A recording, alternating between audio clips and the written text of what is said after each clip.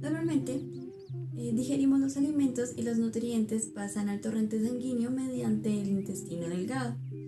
Cuando hay un trastorno de mala absorción, lo que pasa es que se interfiere en la digestión de los alimentos y en la absorción de los nutrientes. Los síntomas y sospechas es la distensión, cólicos y gases, heces voluminosas, diarrea crónica, que esta es muy importante porque es la más general, y heces gaseosas, que es como este atorreo. Las proteínas representan una porción proporcionalmente menor de la ingesta calórica. Su porción principal son sus 20 aminoácidos, los cuales poseen diferentes transportadores en la célula intestinal.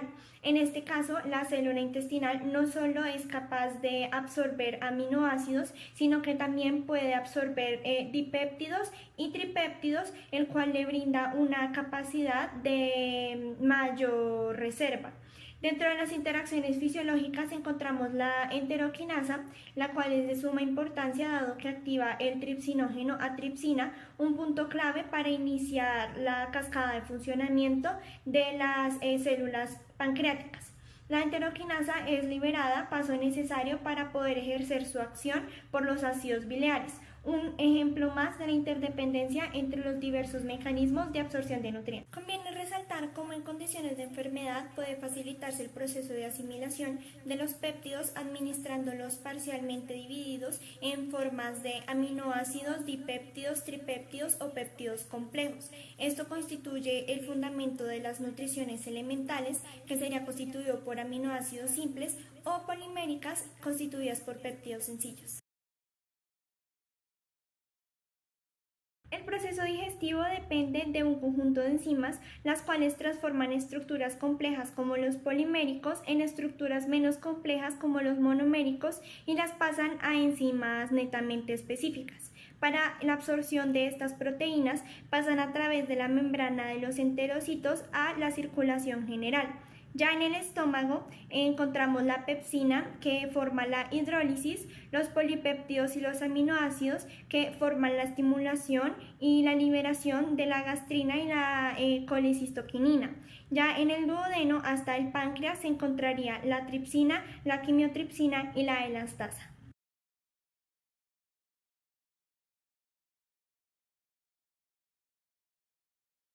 Para hablar de las causas de la mala absorción debemos hablar de cómo se desarrolla la mala absorción. Esta se desarrolla cuando la mucosa intestinal se ve atrofiada o interrumpida por diferentes mecanismos, entre los cuales entran las infecciones bacterianas, los problemas inflamatorios, los problemas inmunológicos o ciertos químicos tóxicos que afectan el epitelio. Como tal, en la siguiente tabla vamos a sintetizar los mecanismos y las causas de tal mecanismo. Entonces, comenzamos con la alteración epitelial aguda, la cual es causada por infecciones intestinales agudas o el alcohol. La alteración epitelial crónica, que puede ser causada por enfermedad celíaca o enfermedad de Crohn. Las sustancias digestivas insuficientes pueden ser causadas por cirrosis o pancreatitis crónica. La alteración del transporte puede ser causada por enfermedad de Addison o deficiencia del factor intrínseco. El intestino corto puede ser causado por derivación duodenal, por obesidad o resección intestinal. Los medios anormales se pueden causar por hipertiroidismo o bajo pH duodeno. Para hablar de La mala absorción de proteínas a largo plazo y sin un tratamiento adecuado nos puede traer serias complicaciones. Entre esas están pérdida de peso constante, lo que nos va a llevar también a una pérdida de masa muscular que con el tiempo hará que se vea afectada la movilidad de la persona. Ascitis, que es la inflamación del abdomen debido a la acumulación de líquido entre el revestimiento abdominal y los órganos de este. También tenemos los edemas, que es la hinchazón causada por la acumulación de líquido entre los tejidos del cuerpo. Esto puede ocurrir en tobillos y pies específicamente, pero nos puede afectar todo el cuerpo. Por último, tenemos la ruptura de membranas celulares y pérdida de sus funciones, que a largo plazo lo que puede generar es el daño en los tejidos y órganos de nuestro cuerpo.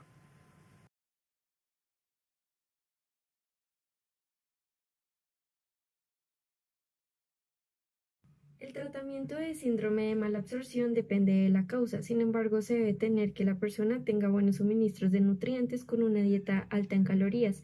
Se le debe suministrar vitaminas y minerales tales como hierro, ácido fólico y vitamina B12, generalmente inyectados para que llegue directamente al cuerpo. Y asimismo ver un plan para complementar el calcio en caso de que tenga una deficiencia del mismo. Si la persona tiene una diarrea, en los síndromes de mala absorción puede causarla más o puede curarla en caso de que se trate de una bacteria. Lo que pasa en el síndrome es que se debe evaluar y diagnosticar para tener un buen tratamiento a ello, dependiendo también pues de la causa. Asimismo, también se debe tratar la diarrea con loperamida y por otro lado, la colangiopancreatografía retrógrada endoscópica podría ser curativa cuando se extrae un cálculo obstructivo en la pancreatitis y el reemplazo de enzimas pancreáticas estaría indicando que hay insuficiencia pancreática exocrina.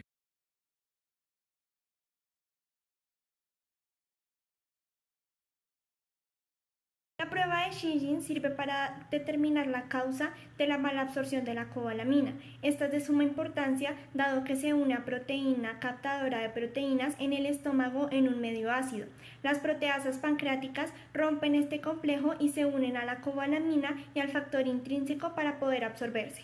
En esta prueba se aplica una inyección de vitamina B12 no radioactiva, aunque también puede ingerirse mediante pastillas, y luego de 24 horas se recolecta una muestra de orina, la cual, si hay una excreción de menos de 10%, se tomaría como un resultado anormal.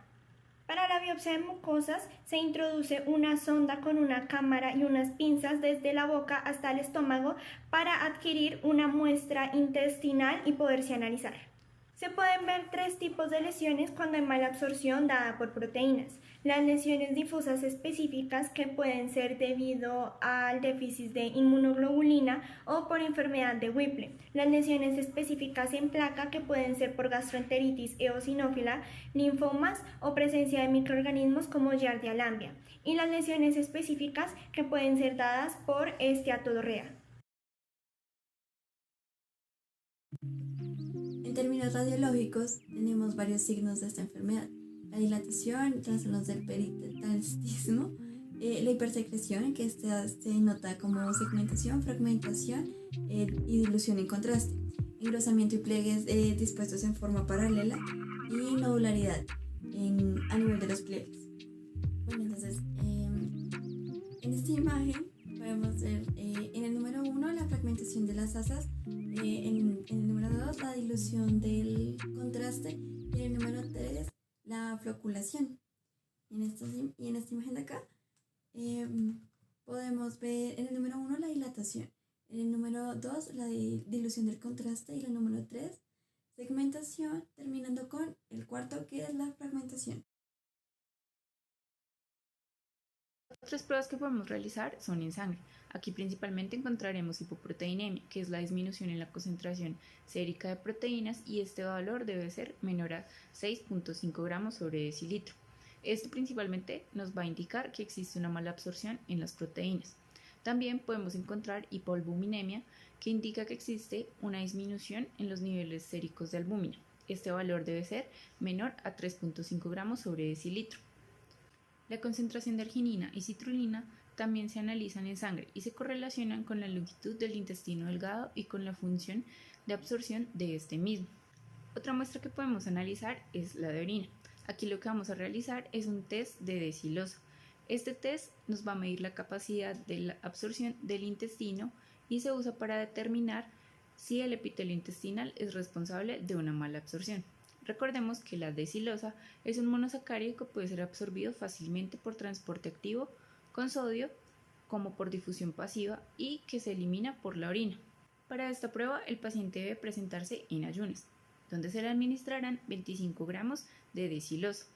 5 horas después se recogerá una muestra de sangre y una muestra de orina. La excreción urinaria normal es de 6 más o menos 1.5 gramos y una concentración menor a este valor nos va a indicar una mala absorción del intestino. Cabe aclarar que una concentración sérica menor a 20 miligramos sobre decilitro nos indicará que está asociado a una patología de la mucosa intestinal. Otra de las pruebas es la tomografía de abdomen. Esta es un diagnóstico por imagen que nos va a ayudar a detectar enfermedades del intestino delgado y si están asociados con una inflamación o una acumulación de líquido en el abdomen. En esta parte vamos a comenzar hablando de la prueba de hidrógeno en aliento y la enterografía por resonancia magnética.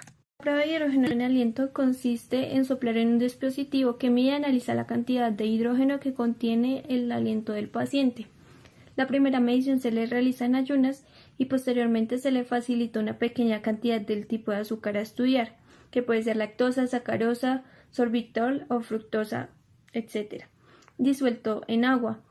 A partir de este momento se irán tomando muestras cada 25 minutos por aproximadamente 3 horas.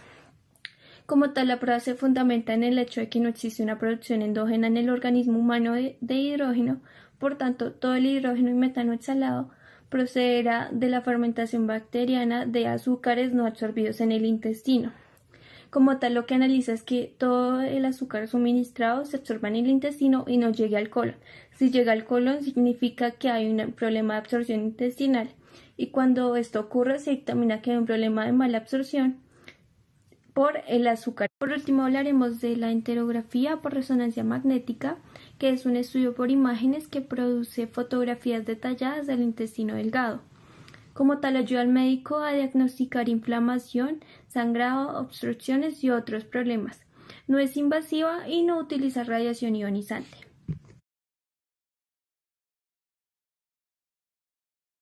Para el examen de estimulación de secretina, este va a permitir medir la capacidad del páncreas de secretar la secretina, la cual es una hormona secretada por el intestino delgado. Entonces el examen consiste en que se va a ingresar un tubo por la nariz, llegando al estómago y luego por el duodeno. Después se va a administrar secretina por vía intravenosa, en los cuales también se van a ver los contenidos de las secreciones duodenales que se van a aspirar y también se van a analizar en un periodo de 2 horas. Esto con el fin de saber si la persona tiene cáncer de páncreas, pancreatitis crónica o tiene fibrosis quística, en los cuales se puede realizar la siguiente interpretación. Para el cultivo de aspirado al intestino delgado es para verificar si tiene una infección del mismo. En este se va a tomar la muestra del aspirado de las secreciones del intestino delgado con un procedimiento llamado esofagogastroduodenoscopia y hacer varios cultivos de medios especiales para conocer si hay más bacterias. Si es mayor de 1000 unidades formadoras de colonia, quiere decir que hay un sobrecrecimiento bacteriano.